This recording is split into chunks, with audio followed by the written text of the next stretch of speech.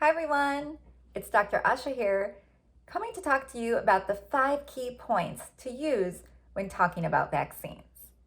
Number 1 is safety. People want to know, is this vaccine safe?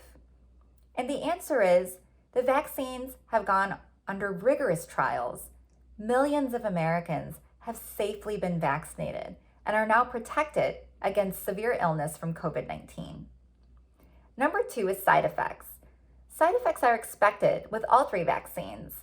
And the good news is the side effects usually only last 24 to 48 hours.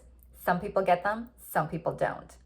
The most common ones are mild fever, fatigue, muscle aches, soreness at the area of the injection, and also sometimes some redness there as well. So the good news is you can prevent some of these by drinking plenty of water before you get vaccinated and afterwards. You can put an ice pack at the area that you were injected. And then if you do end up mounting a fever or having, a really sore arm, you can take some Tylenol or Motrin. We don't recommend that you do this prior to getting vaccinated because this can suppress your immune response. Then we talk about effectiveness. The question is, doctor, which is the best vaccine? Which one should I get? And the answer is the best vaccine is the one in your arm. All 3 vaccines here in the United States, the Pfizer, the Moderna, the J&J, are all effective in preventing death and severe illness from COVID-19.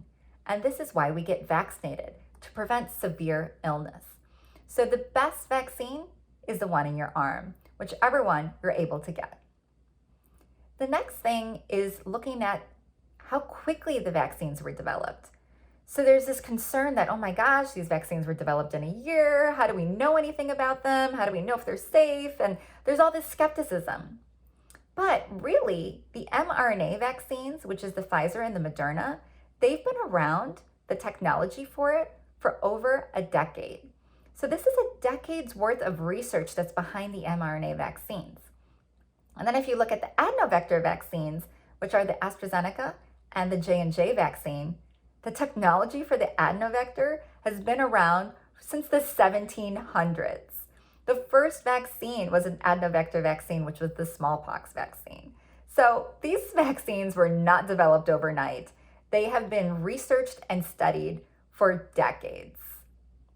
And then the last thing is really just being available to answer people's questions and encourage questions. We want people to have questions because that's the opportunity where we can have a good discussion. And if you don't know the answer to the question, it's okay. You can just say, I don't know the answer, and I'll get back to you. So the more we have these open dialogues and have these discussions about vaccines, the more likely we are to help people bridge that gap of, one, knowledge, and then also just the fear and the skepticism. So I hope these 5 points will help you out in your vaccine discussions. And hopefully, we'll be able to get more shots in arms, and that with each shot, we'll be one step closer to a COVID-free world.